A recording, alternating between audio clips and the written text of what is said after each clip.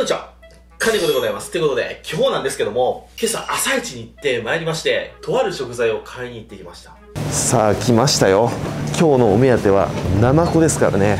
でも全然今日魚ないわ。でもやっぱりナマコはあるな。こちらがナマコですね。こっちが赤ナマコですね。で隣が青ナマコかな。どっちが美味しいというと、赤ナマコの方が正直価値は高いですね。でも青ナマコの方がね柔らかいイメージですね。でも僕今日はね赤ナマコを狙ってきたんで、赤ナマコ行きましょう。10匹ぐらいもらえますか。ナマコ？赤ナマコ。ありがとうございます。よし、購入。というわけで本日の食材がこちら。よいしょ。ナマコってことでね。それではこちらをさばいていく。はい、改めまして、本日の食材がこちら。市場で買ってきたばかりの赤ナマコ。っていうことでね、今日のテーマはナマコでございます。ナマコ漁が解禁されまして、市場にもナマコがたくさん出回るようになりました。赤ナマコ、青ナマコ、黒ナマコ。その中でも、主に生食として流通するのは、今日市場にあった青ナマコと、今買ってきてあるこの赤ナマコ。こちらの2種類ですね。黒ナマコは、生食にもできないことはないんですけど、ほとんど乾燥させて、中華料理の原料となります。で、今日は赤ナマコです。赤ナマコと青ナマコ、違いがあるとしたらやっぱ柔らかさって言われてますね。青ナマコの方が柔らかい。赤ナマコの方が歯応えがあると言われてますね。で、生息してる場所も赤ナマコは結構岩場とか綺麗なところにいる感じなんですけど、青ナマコは泥地を好むみたいですね。今日は赤ナマコ。そして今日はですね、ナマコと、あと1品、こちら、サバを買ってきましたので、僕がこの時期にうちで作るつまみとご飯を作っていきたいと思います。本当に家で普段僕がおつまみとして食べるやつを作っていきます。で、まず今日作る料理の発表します。まず1品目、しゃぶりナマコ酢。そして、サバを使って、サバのお茶漬け。これを作っていきたいと思います。めちゃくちゃ食べます、これ僕正直言って。で、この料理2つに絶対欠かせないものがですね、こちら。じゃん。緑茶ですね。今日はね、アサヒ飲料さんから、そうというお茶いただきましたので、こちらを使って、しゃぶりナマコ酢とお茶漬けを作っていきたいと思います。このそうっていう緑茶なんですけど、僕もめっちゃ好きなんですよ。喉乾いたなと思ってコンビニに入って、そうがあったらもう真っ先に手取っちゃいますからね。で、パッケージもかっこいいし、緑茶とは思えない爽やかさがあるんですよ。本当にスッキリしてるんです。で、アサヒ飲料12年ぶりの緑茶だそうです。ナダマン茶とかもね、よく僕飲んでますけど、12年ぶりに層が出たということで。そういう使い方するのみたいな感じで、こちらの層を使っていきたいと思います。じゃあ今日はね、ものすごい簡単ですよ。まずはこちらのナマコですね。まだピンピンに生きてますね。これどうだろう、この綿入ってるのかな。このナマコって身はもちろんナマコ酢として美味しいんですけど、この中身、人間と一緒で腸が入ってます。で、そのナマコの腸がこの綿という珍味となります。今日も買ってきたんですけど、この綿。これがね、すごく磯の香りが強くて美味しい珍味で、日本三大珍味の一つと言われております。そのこの綿がね、入ってるかもしれないんですよ。でも、入ってないかもしれないんです。入ってないってどういうことかというと、出荷の段階でこの綿だけ抜いちゃってる場合があるんですよ。今日はどうかな。ほんで、ナマコって面白いもんで、この綿取って、ほんで海に放流するじゃないですか。そうすると、この綿がまた再生するらしいです。聞いたところの話ですけどね。無限食材ですね。そうなると。じゃあまずは、さばいていきますね。もう少し大きいと、これ半分に割っちゃうんですけど、このぐらいの大きさなら、こう、片一方だけ入れて、あ、この綿入ってますね。入ってます、入ってます。これがこの綿ですね。この黄色い蝶みたいなやつ。これがうまい。これが1の綿ですかね。こんな長いの入ってました。こんな。これもいいサイズですね。よっ。あ、これは入ってない。そう、これ入ってないのもあるんですよね。これはね、意図的に抜かれたっていうのと、あとナマコがびっくりして腸を吐いちゃってるっていうパターンもあるんです。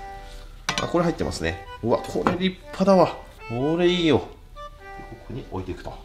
うわ、これうまそう。このままいきたい。ちょっと大きいのも割ってみますか。これ割ってみましょう。あ、これは入ってなさそうだな。これ入ってないですね。見事に。やっぱこうやってね、丸っこいやつがいいですね。入ってますね。ほら、入ってますね。ちょっと長くてのっぺりしてるやつは抜けちゃってる可能性高いですね。うわ、この綿めっちゃ出てくる。これ嬉しいな。で、このね、なんか、シャリシャリしたやつ、なんだろうな、クラゲみたいな部位があるんですけど、これはね、あんまり香りが強くないです。やっぱり美味しいのは、この砂が噛んでるような腸。一本長いこれ。これがうまいです。まあ、とりあえずこんなもんにしておきましょうか。そしてね、ナマコのこの内側、筋みたいなのがありますよね。これをスプーンで取ってもいいんですけど、僕はこれはあえてつけたままいきます。これついてても、これ逆にアクセントとなって僕は好きなんで、つけたままにします。この白いの分かりますかね？これくちばしなんですよ。で、ここだけ外したい。で、このくちばしの、この上の、このなんかひらひらのところこれは取らない方がいいんですよね。ここめちゃくちゃうまいんで、この白いくちばしだけを取る感じですね。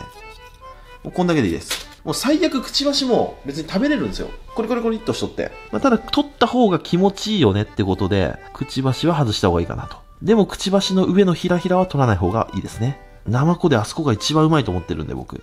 これ分かりやすいですね。これですね。この白いとこね。これだけをうまいこと取りたい。こんな感じ。そしたらお塩をナマコにかけて、で、ざるに入れて、軽く揉み洗いします。表面のぬめりをもうさっと取る感じですね。ぬめり出るんですけど、これ永久に出ますんで、ある程度でいいです。もうなくなっちゃいますんでね。表面の最初のぬめりだけ取る感じですね。こんな感じでぬめりが取れてきました。で、この状態見てください。イボイボがこの白っぽくなりましたよね。ナマコって鮮度が落ちてくると、こういう状態になります。イボイボが出てきて、ぬめりがこう出てきます。まあ、今はね、塩もみしたんでこの状態ですけど、スーパーとか市場でこういうナマコ見つけたら、避けた方がいいです。鮮度が相当悪いです。たまーにね、あるんですよ。袋に入ってるやつ特に。よし、こんな感じ。ぬめりが相当出てきましたね。こういう風に洗っていきます。はい、こんな感じ。そしたら次はこちら、この綿ですね。この綿は腸なので、ナマコが食べたこういう泥とかが腸の中に入ってます。これを取り除く作業が大変なんですね。水を流しながら腸に水を入れていって、こういう感じでしごいて取っていくと。こういう感じですね。泥が取れました。こういうゴムヘラとかでこうやって書いてあげてもいいかもしれませんね。はい、こんな感じ。で、長い場合は半分に切って、優しくゴムベラで砂を出していきます。あんまりギューッとやると、この綿の内側の香りのあるところまで全部外に出ちゃいますんで、切れ込み入れて、その切れ込みに向かって優しくなぜて砂だけを取っていく感じですね。もう意外とね、入ってないのは入ってません。これとかも入ってないので、こういうのはもうこのままいっちゃいます。これ怪しいのは少しこうやって、ほら、ちょっと出てきましたね。はい、OK。はい、こんな感じですね。取れましたらそこに少し塩入れて混ぜておきます。はい、これでこの綿の塩漬けの完成。これ寝かしてもいいし、もう今日食べてもフレッシュで美味しいと思います。そしたら次こちらナマコを茶ぶりしていきます。茶ぶりとはお茶を沸騰させて、そこにナマコをくぐらせて少し熱を入れます。そうすることによってナマコが柔らかくなるのと、お茶の効果でナマコの臭みを取ってくれます。なので一石二鳥ですね。コリコリっとした生コスもいいんですけど、今日その日に食べたいので、その日に食べたい場合は、僕はお茶でさっと茶ぶりして、ポン酢をかけて食べてます。なんで今日はそれ作っていきますね。ちょっとテイスティングしますか。そう。これがうめえんだよな。そう、いただきます。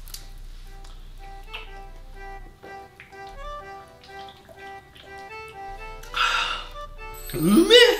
他の緑茶とは、一味違う爽やかさがあって、とてもすっきりとした印象ですね。ほんで、この微発酵茶葉という収穫後の塩らせた緑茶を使用してますんで、この華やかな香りが口に含んだ瞬間と、それと後から2度華やかな香りがしますね。うまいな。これはね、料理にも合いますね。まずこちらの緑茶、今日は宋を使っていきます。もう簡単です。さーっと入れて、こんなもんでいいでしょう。軽くナマコが浸かるぐらいで OK ですね。沸騰させます。そしたらお茶を沸騰させている間にナマコを刻んでいきます。結構柔らかくなりますんで、意外と太く切っても大丈夫。1センチぐらいに切ってもいいと思います。こんな感じで。これ茶ぶりしない場合はもう少し薄く切ってもいいと思うんですけど、茶ぶりする場合はね、ある程度厚みがあった方がうまいです。茶ぶりするって言っても完璧には火は通しません。本当にさっとくぐらす程度ですね。このナマコはね、表側よりこの裏側のこのボツボツのついてる方がうまいんですよね。OK。そしたら今日は氷に贅沢に緑茶を入れます。そして、このザルにナマコを入れて、いっぺんに入れると温度一気に下がっちゃうんで、2回ぐらいに分けましょう。ここで茶振りして、冷ますときはこの冷たい緑茶で冷やします。冷たい氷水でもいいなと思ったんですけど、冷やした緑茶でやった方がさらに効果があるんじゃないかなと思って、これでやります。そしたらこちらを入れて、くるくるくるっと混ぜて、火を通します。うわ、いい香り。すごく緑茶のいい香りしますわ。はい、こんな感じ。くるっとなったら OK ですね。そしたらこれを、はい、緑茶で冷やします。うわ、うまそう。もうこの段階でうまそうだもん。そしたら1回入れたら温度下がりますんで、もう1回再沸騰させます。はい、再沸騰したらもう一度。はい、混ぜてこういう風にくるっとなったら OK ですね。うわ、これはね、大成功の香りがしますね。はい、こんな感じで粗熱も取れました。で、このザルの中でこうやってぐるぐる混ぜます。そうするとさらにまたぬめりが取れますんでね。はい、OK。ザルからあげます。はい、そしたら水気をしっかり切って、そしたらナマコをボウルに入れて、で、ここに3杯酢作って、3杯酢を浸して1日2日置いて食べてもうまいし、僕はいつもこの状態でポン酢です。自分の一番口に合うポン酢をたっぷり入れてください。ポン酢も自分で作った手作りでもいいですしね。これで完成ですね。茶振りして表面が柔らかくなってるんで、すごく味が染みてます。冷蔵庫で少し冷やすと、もっとまたカチッとなって美味しいと思いますんで、冷蔵庫で1時間冷やしておきますね。その間にさばいていきましょう。では、さばいていきますね。まず表面のぬめりを軽く落とします。なぞるぐらいで OK ですね。そんなにね、サバは鱗ついてないんですよ。釣れたてはね、結構鱗すごいんですけど、市場に出回っていく工程で、鱗とっても剥がれやすいんで、ただこうぬめりはついてますんで、表面を軽くコシコシと。そしたら今回はカマの下から1本入れて、さあ、寒サバ、どうだろう。今日ね、魚少なかったんですよね。うわ、ベイトたっぷり食べてますね。片口ベイトでしたね。ほら、片口イワシ。まだ鮮度いいですね。まだ食べられそうなぐらい。そしたらこの状態になったら、ここでもう血綿かいちゃいます。もうここで軽く傷つけて、で包丁でカリカリカリカリっとやります。こんな感じですね。で、取ります。気になる人は、またさらにここでブラシでこすってもいいと思います。でも3枚おろしなんで、そこまで今日はやんなくてもいいかな。2枚おろしの場合は片方の身に骨がつきますんで、このぐらい綺麗に取った方がいいかなと思います。そしたら3枚おろしにしていきますね。でコツは、サバは身が柔らかいので、一立ちで決めること。一立ちで決めて、シュッと。で上手に入ると、こうやって身が割れてません。で、こっち側も一緒ですね。一立ちで、できるだけ身に負荷をかけないように、包丁を入れていくと。で、尻尾からシュッと。はい、こんな感じ。油はそこそこですね。65% ってどこかな。そしたら腹骨をすいちゃいます。そしたら今日は今から塩焼きにしていくんですけど、せっかく3枚におろしたんで、血合い骨は全部抜きましょう。骨のない塩焼きを作りたい。お茶漬けでね、サラサラサラっとかき込むので、骨があったら邪魔なんですよ。なので骨は全て取ります。綺麗に取ります。はい、こんな感じですね。そしたらここに塩を振っときます。軽く塩を両面に打っておきます。で、これで10分ほど置いて水気を取っていきます。はい、10分ほど経過しまして、こんだけ水が出てきました。この水が匂いの元なんですよ。魚の中の余計な水分。これを取ることで、魚は一気にうまくなる。そしたら水気を取りまして、で今日この状態で焼きますけど、これを一晩干したら一夜干しになりますね。そしたら塩焼き用は、今日七輪で炭火焼きしますので、このぐらいの大きさに切っておきましょうか。3等分ぐらい。そしたらこちらに、今日は串を打っていきます。網で焼くとね、くっつきやすいので、今日串を打って、七輪で炭火焼きにしていきますね。今日たまたまね、炭がついてるんで炭火焼きですけど、僕いつもグリルで焼いてます。本当にたまたま炭が炊けとったんですよね。毎年この時期はもう意味もなく七輪に炭炊きますんでね。はい、塩をちょっと強めに打つのがポイントですね。少し強めぐらい。はい、こんな感じですね。そしたら焼いていきます。はい、いい感じに炭が炊けておりますね。この炭を鳴らすこの音、大好きです。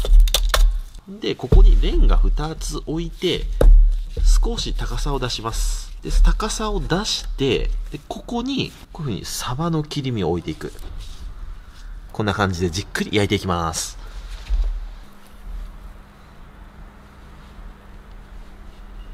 そしたらサバをゆっくり焼いてるタイミングで、ナマコを仕上げていきましょうか。もういい感じに冷えて、味も馴染みました。ほら、茶ぶりをすることで、こんな短時間でもここまで味が染みるんですよね。よいしょ。正直このボール1杯分のナマコ、もう本当にものの数分で食べちゃいますよ、僕。そのぐらい好きなんですよね。そしたら少しだけこうポン酢を入れて、そしたらここに大根おろし。で、ここに少し一味をかけます。これで実質もみじおろしみたいなもんです。そしたら、朝月ですね。朝月を刻んでいきます。はい、で、散らしたら、庭で摘んできたレモンですね。はい、ちょっと添えたら、はい、こちら、即席、茶ぶりなまこポン酢の完成。そしたら次、自家製このわたですね。水気が出てきてるんで、その水気を軽く取って、盛るだけ。少しレモン添えときますか。はい、このわたの方完成ですね。そろそろサバが焼けたかな。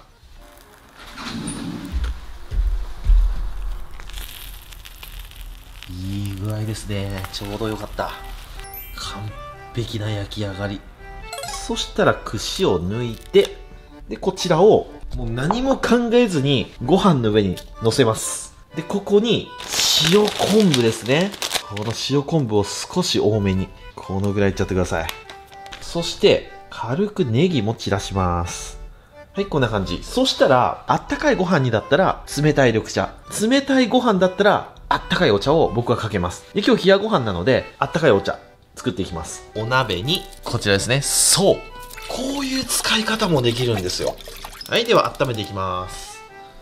はい、じゃあこのぐらいですね。70度ぐらいになったら OK。沸騰しちゃうと、このせっかくのいい香りが飛んじゃいますんで、まあ60度から70度ぐらいですね。でこれを、さーっとかけていきます。はい、これで僕が家でよく食べているこちら、サバのお茶漬けの完成。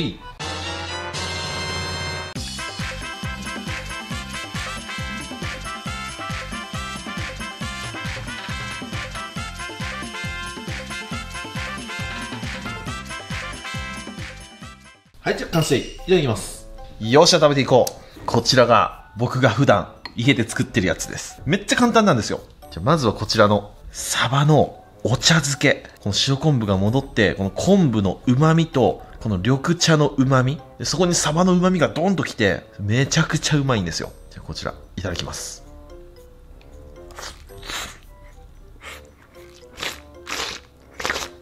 うまっ！僕ね、やっぱこういうご飯が一番好き。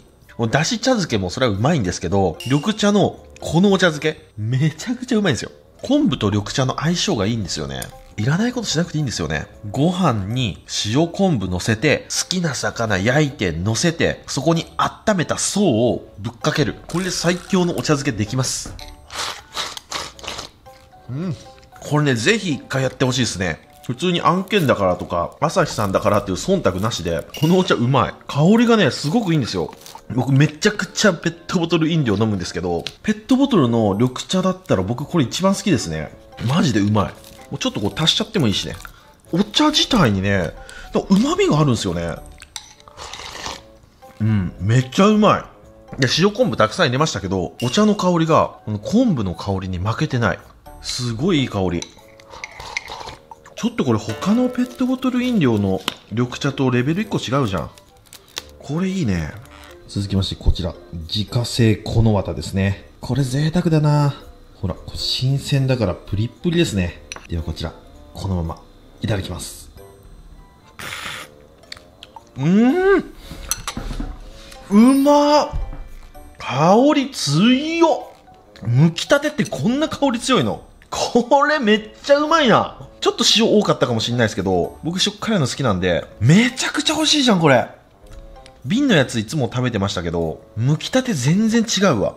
磯の香りが数倍強い。でもこれ、このわたとか苦手な人は絶対無理だろうな。好きな人はより好きな、そんな味ですね。うまっ！これやばい。緑茶はこういう生臭系の食べ物とも相性抜群なんでね。おー、口の中の生臭がスッとなくなりましたね。お口の中一瞬リセットっていうね。お次はナマコポン酢。僕ね、この作り方が一番簡単で、シーズンの間で僕10回は作りますからね。この軽く茶ぶりして、さっとポン酢にくぐらす。そうすると、もう1時間ぐらいで、もうこんなにしみしみのナマコポン酢が作れます。大根おろし少し溶かして、その大根おろしにポン酢をまとわせて、そのポン酢をまとった大根おろしと一緒にこちら、いただきます。まっ。これ最高。今口の中入ったところが口のところですね。うんやーってなってる。ここうまいなぁ。生子好きな人だったら分かってくれるはず。この口周りの美味しさ。はい、というわけで今日はこちらの生子ポン酢とこの綿、そして僕が普段家でよく作るサバのお茶漬けときましたら、お飲み物こちらでやっていきたいと思います。せーの、でん、緑色のやつ。もうちょっと飲んじゃってますけどね。グラスに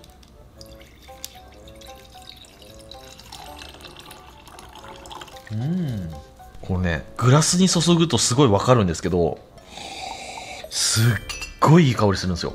香りをこれまず楽しんでほしい。ペットボトルに入ってるからごくごくいきがちなんですけど、このグラスに移してこう香り嗅ぐと本当に美味しいお茶だろうなってわかります。やっぱ微発酵茶葉使ってるからこそのこの香りなんでしょうね。じゃあいただきます。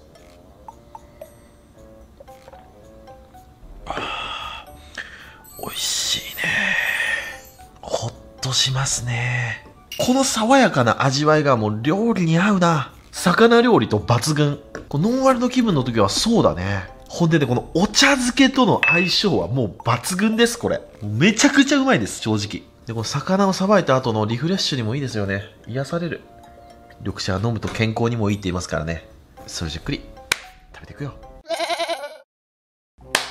ごちそうさまでした。ということで、今日は市場で買った赤ナマコを使って、赤ナマコの簡単茶ぶりナマコポン酢、そして僕が普段家でめっちゃ食べてるサバのお茶漬け作って食べてみましたけども、もうどちらも間違いないですね。魚介料理でもやっぱりこういう風にね、さっと時短できて美味しいものを作るっていうのはね、やっぱ大事だと思うんですよね。そういう時にこういうね、美味しいアイテムがあると助かりますね。今日提供いただきましたこちら、アサヒ飲料さんから出てます、そう緑茶ですね。これね、めっちゃ合います。もちろん今日みたいにお茶漬けにしても合うし、ナマコの茶ぶり、臭みを抜いたりだとか、そういう工程にも使えます。すごくしっかりとした茶葉の旨味香りがありますんで、これはね、リピートですね。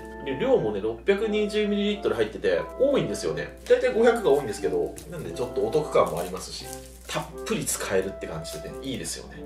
飲むだけじゃなくて、料理にも、そう、使えます。で、今回使用したそうなんですけど、そうなのアリナの選手権をやっておりまして、びっくりするようなそうの飲み方を僕たちクリエイターが紹介します。今回は僕一参加者としてそうを使用したアレンジレシピという形で意外にもそうが合う場面を探ってました。で、他にも中川翔子さんや水溜りボンドさん、そしてデカキンさんも参加しておりますので、ぜひ見てみてくださいね。というわけで今日ご視聴ありがとうございました。バイバイ。